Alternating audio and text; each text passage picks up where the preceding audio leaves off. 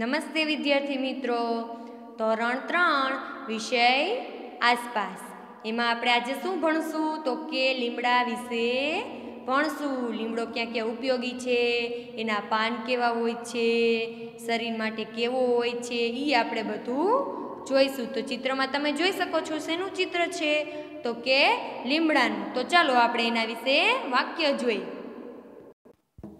હવે જો લીમડા વિશે તમને જુદા જુદા વાક્ય આપેલા છે। હવે હું વાંચું એ તમારે આંગળી રાખવાની છે। હવે જો પહેલું વાક્ય, લીમડાનું ઝાડ ઘટાદાર હોય છે। આપણે જોયું લીમડાનું ઝાડ કેવું હતું તો કે ઘટાદાર હોય છે। વાક્ય બીજું, તે બધે જ જોવા મળે છે। મોટા ભાગે લીમડાનું ઝાડ બધે ઉગેલું અને વાવેલું હોય છે।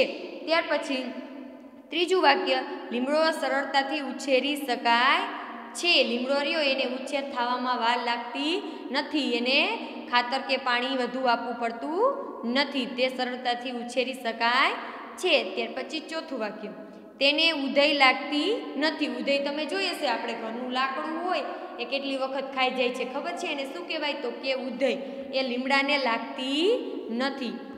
ત્યાર પછીનું વાક્ય, તેને ઉછેરવા માટે વારંવાર પાણી કે ખાતર આપવું પડતું નથી। આપણે બીજું કોઈ વૃક્ષ વાવી તો એને પાણી પાય, ખાતર નાખી ત્યારે એ મોટું થાય ને, એમ લીમડાને પાણી કે ખાતર વધુ પ્રમાણમાં આપવું પડતું નથી। ત્યાર પછી છઠ્ઠું, લીમડો આપણને ઘણો ઉપયોગી છે।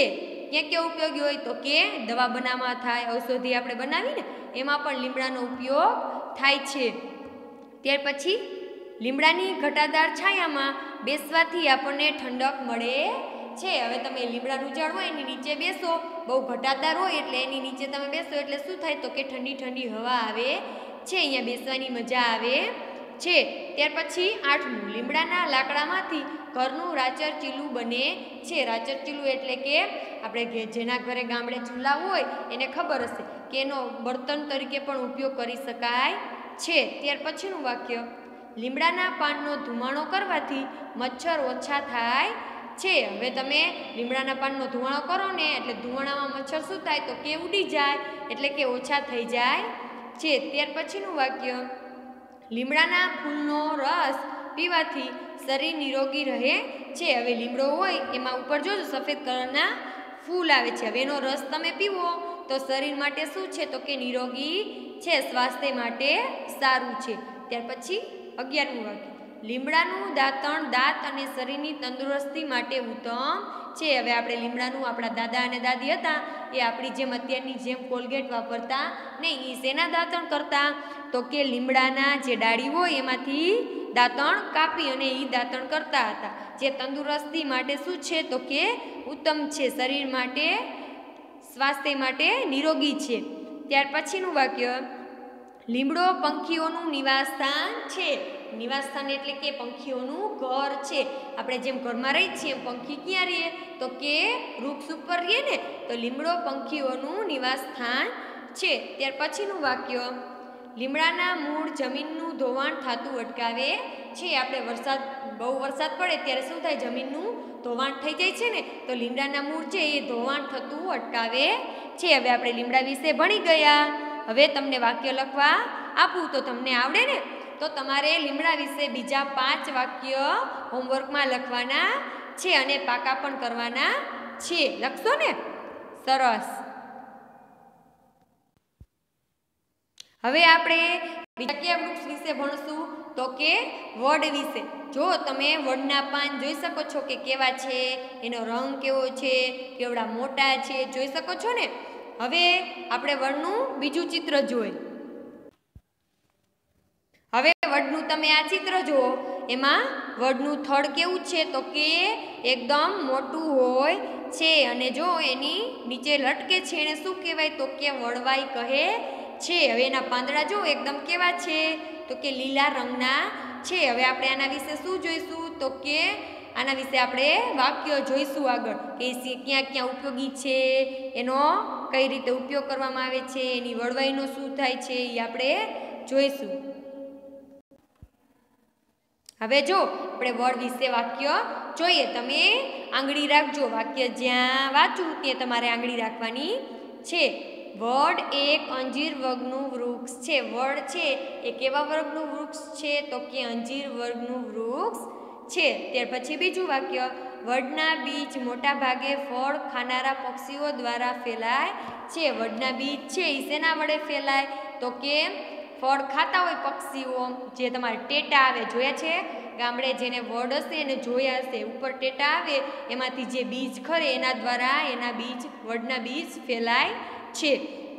ત્યાર પછી ત્રીજું વાક્ય, મોટા વડની ડાળીઓ પરથી નવા મૂળ ફૂટે છે. જેને શું કહેવાય છે? વડવાઈ કહેવાય છે. જે આપણે ચિત્રમાં જોઈને વડવાઈ, હા એ વડવાઈ કહેવાય છે. ત્યાર પછી ચોથું, વડને ભારતના રાષ્ટ્રીય વૃક્ષ તરીકે બહુમાન આપવામાં આવે છે. આપણું રાષ્ટ્રીય વૃક્ષ કયું છે? તો કે વડ છે. ત્યાર પછીનું વાક્ય, આ વૃક્ષ ઘેઘૂર અને ઘટાદાર હોય છે. જે આપણે ચિત્રમાં જોયું કે પાંદડા અને વડવાઈથી ઘેઘૂર હોય છે, એકદમ ઘટાદાર હોય છે. ત્યાર પછીનું વાક્ય, જેને કારણે ગામના પાદર, ચોક અને કૂવા કાંઠે આ જગ્યા ઉપર વધારે વવાય છે. વડ છે એ ક્યાં ક્યાં વાવવામાં આવે? તો કે એક તો ગામનું પાદર હોય, ચોક હોય અને કૂવો નદી કિનારો હોય ત્યાં વધારે વાવવામાં આવે છે. ત્યાર પછી ગુજરાતમાં કબીર વડ આવું એક વિશાળ વટવૃક્ષ છે. આપણું ગુજરાત છે એમાં કબીર વડ છે એવું એક વિશાળ વટવૃક્ષ છે. જે કેટલા વર્ષ જૂનું છે? તો કે 300 વર્ષથી વધુ જૂનું છે. ત્યાર પછી આ વડવાઈઓ અમુક સમયમાં વધતી રોપાઈ જાય છે. વડવાઈઓ છે એ વધતી જાય અને જમીનમાં જાય એટલે એમાંથી બીજા વડનું ઉત્પન્ન થાય છે, બીજો વડ ઉગે છે. ત્યાર પછીનું વાક્ય, વૃક્ષની પૂજા કરવી તે આપણા દેશની પરંપરા રહી છે. આપણે વડની પૂજા કરીને, આપણા મમ્મીની હોય એ વડની પૂજા કરે છે, એ આપણા દેશની પરંપરાનો એક ભાગ રહ્યો છે. ત્યાર પછીનું વાક્ય, વૃક્ષ કે છોડને ઉપયોગી માનીને તેની રક્ષા કરવી એ આપણી પરંપરા છે. શું કીધું? તો કે વૃક્ષ હોય કે છોડ હોય એને ઉપયોગી માની, આપણને ઉપયોગી થાય એવું માની અને એને ખાતર અને પાણી અને તેની રક્ષા કરવી જોઈએ, એ આપણી પરંપરા છે. પરંતુ વડના વૃક્ષની પૂજા એનું ખાસ મહત્ત્વ છે. આપણે વડ છે એની પૂજા કરી એનું એક ખાસ મહત્ત્વ છે. ત્યાર પછી વડના વૃક્ષ માટે માનવામાં આવે છે કે તેના મૂળમાં બ્રહ્માનો, મધ્યમમાં વિષ્ણુનો અને અગ્રસ્થાને શિવજીનો વાસ છે. વડનું જે વૃક્ષ હોય એના મૂળ હોય એમાં બ્રહ્માજીનો, પછી વચ્ચેનો ભાગ હોય અહીંયા વિષ્ણુજીનો અને સૌથી ઉપરનો ભાગ હોય અહીંયા શિવજીનો વાસ હોય છે એવું માનવામાં આવે છે. હવે આપણે લીમડા અને વડ વિશે ભણી ગયા. હવે તમને પરીક્ષામાં એમ પૂછવામાં આવે કે કોઈ પણ એક વૃક્ષ વિશે 5 વાક્ય લખો, તો તમને આવડે ને? હવે આ 2 વિશે આપણે ભણાવ્યા, તમારે 2 વિશે વડ અને લીમડા વિશે 5 વાક્યો ઘરે હોમવર્કમાં લખવાના છે. લખશો ને બધા? અને પાકા પણ કરવાના છે.